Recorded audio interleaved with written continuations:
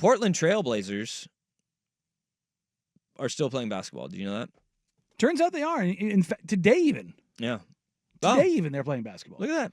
Playing the Orlando Magic. At 4 o'clock tip. God, I love the early tips. Yeah.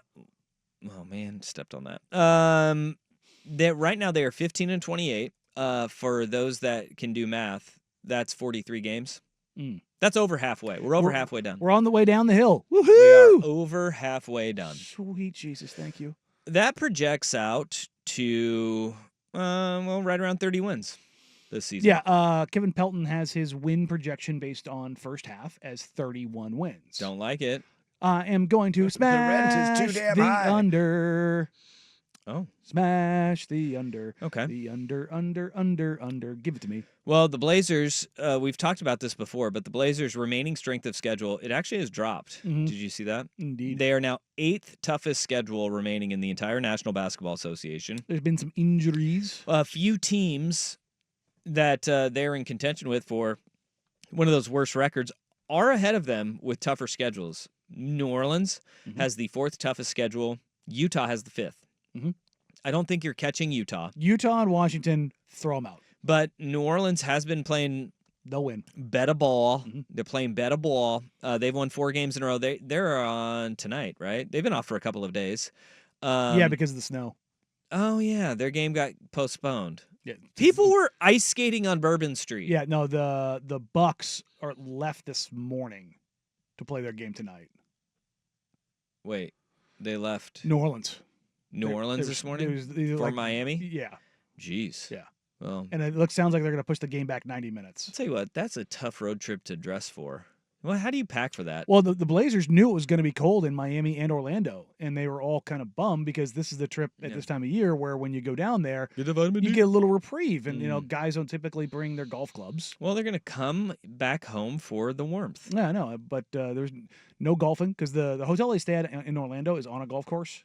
But also, I know guys have either stayed over a day in Orlando or stayed over a day in Miami and then drove down. Oh, because it's not that far; it's a half-hour flight. Yeah, it's very, very short.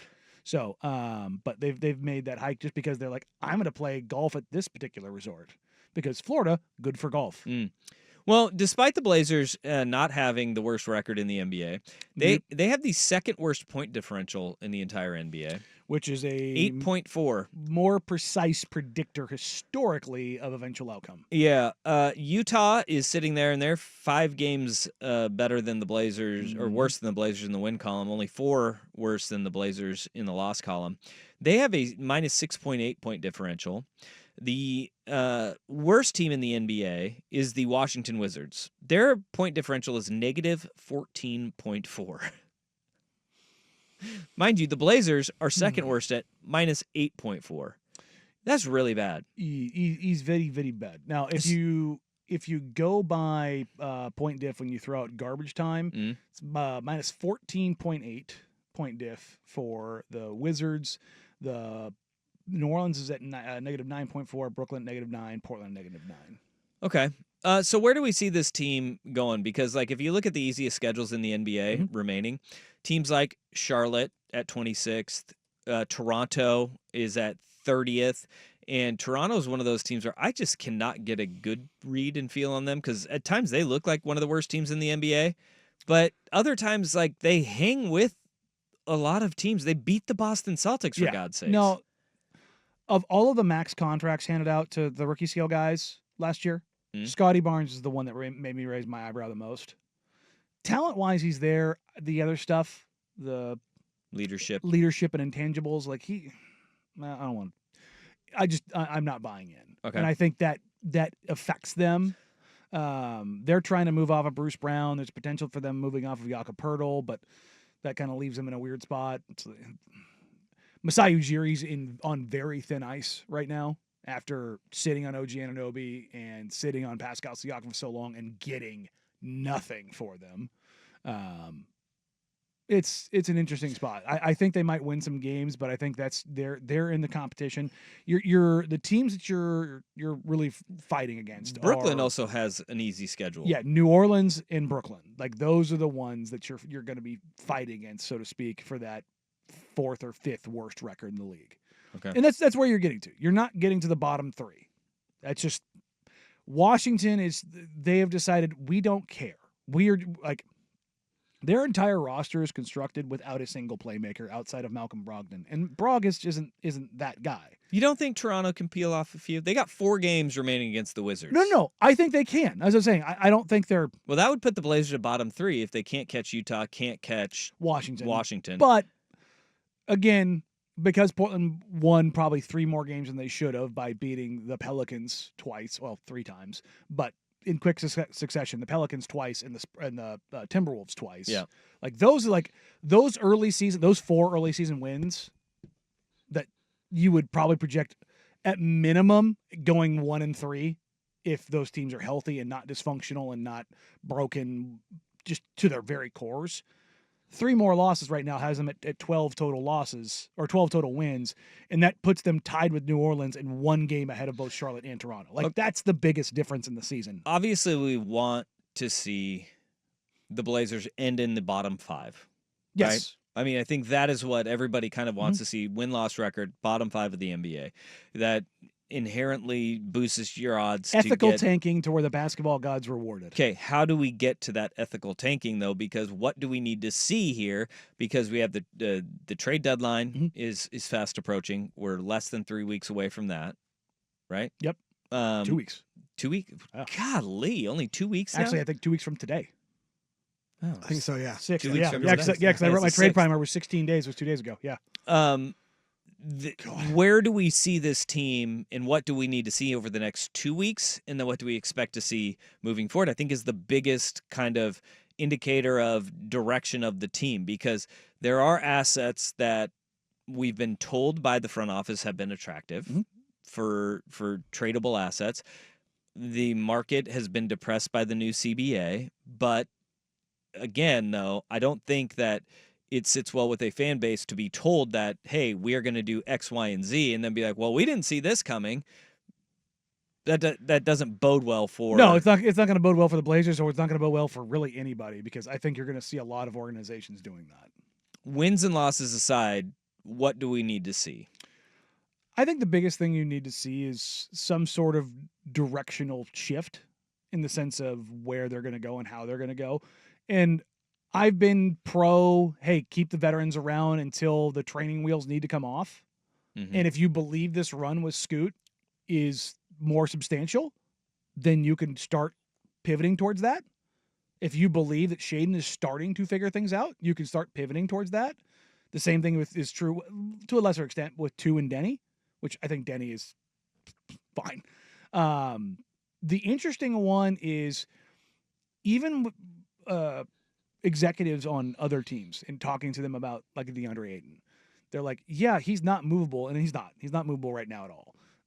When he's on his final year of his deal going this summer and he's operating as a $34 or $35 million expiring, that changes.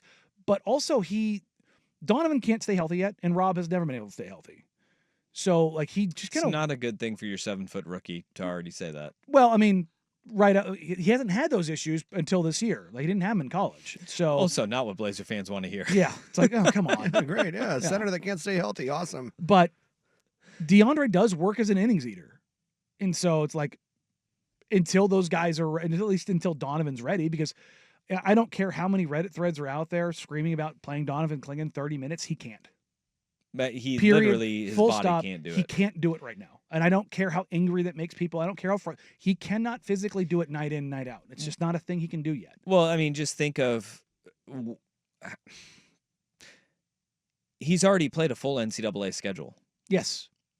And 43 games is where you're at, where you look at in college basketball, like that's your full slate, guys.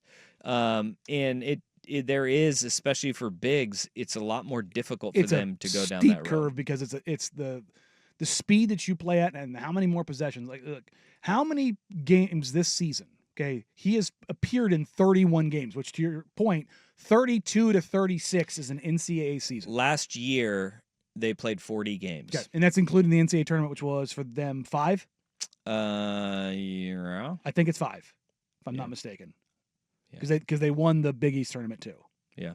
So I think their regular season was 32. I'm just trying 3 to, Big East games, then 5. I want to fact check that. No, feels about right. Yeah, I think that's where it was because I'm almost certain. For some reason, 32 is sticking in my head for them, as far as regular season games. But how many times they were 31-3 in the regular season. So 34. Okay. Yeah. So he's played 31 games, appeared in 31 games this season. How many times do you think he has played more than 28 minutes? Twice? Once. Yeah. Damn. And that's not because of DeAndre Ayton or Robert Williams. It's because he can't.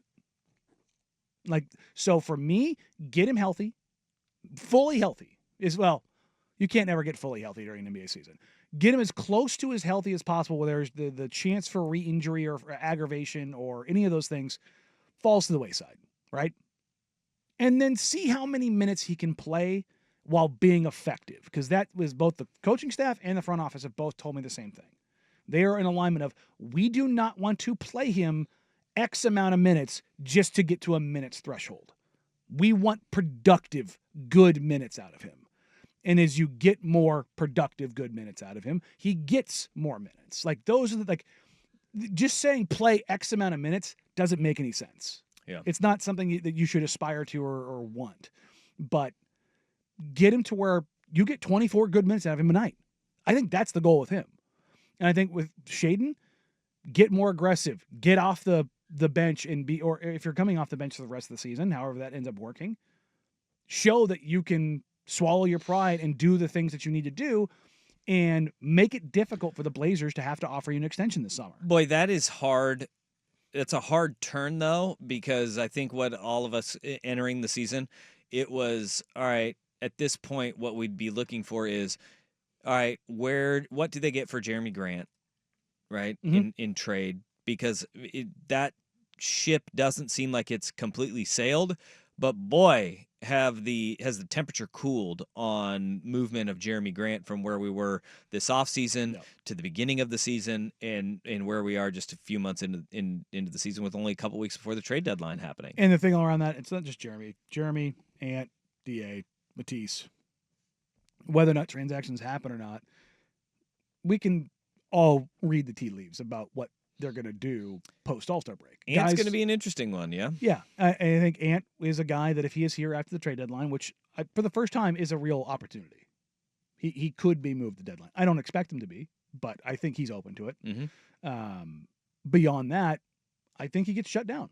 Maybe not immediately, but we may see the sporadic shutdowns, which we've seen in years past of, Ant gets shut down for 2 weeks, then he comes back, but JG gets shut down and Ant comes back, and then they overlap with DeAndre getting shut down with 2 weeks of as long as Donovan's Jeremy healthy kind of situation. That's the thing. It's you're just trying to balance that stuff, and so it's not pretty. It's not fun. I don't like it. And this is the ugliness of tanking that I hate so much. But they'll fake it till they make it, and they'll keep the win total under probably 23. I will say that if the wins pile up and no movement happens at the deadline, that's a problem. That is it's a failure of the season. No, it's a problem. It's a failure of the goal of what they saw. There's one way it's not a failure. It's because Scoot, Shaedon, Denny, Donovan, if they're the ones that are responsible for wins because something clicks and they're figuring it out, then it's a good problem to have. I think it is a problem though, because that's how you get into basketball purgatory. I agree. But you understand what I'm saying, though. I know you see growth, but growth was one of the main goals. Yes. Of this season. Holistically, it's not a failure. That's what I'm going with. Yeah. All right. Well, boy, these next 2 weeks we need to kind of, I think as a fan base, we need to see the organization ratchet up the heat of a trade market, trying to get something done. If it doesn't happen, I think we are going to start seeing the pitchforks come out for this team. Mm-hmm. And if nothing less, got to see some of those losses start piling up. Not a good spot to be in right now. But this, as you said it, we talked about this. When we first started this show together, the tank was, all right, we're getting into it. Mm-hmm. And it was fans better be about that life. And we knew that there were not going to be a lot of fans that were about it because there's it nothing sucks. pretty about it until you get the guy. And once you get the guy, then it's like, all right, let's go. For a lot of it is, dude, you just got to check out. Mm-hmm. You just got to check out for do. long stretches, and then you got to come back in and be like, check the water. Right. Is the water good? Too cold? Too hot? What is it? I'll tell you what, it was been through it. Mm-hmm. I've been through it with the Houston Astros. It changes the way you approach a season as a fan. Mm-hmm. And when you're in the middle of it, it sucks. It sucks something fierce. But if you can come out on the other side, the ends justify the mean. It's a lot better. But that is also easier said than done.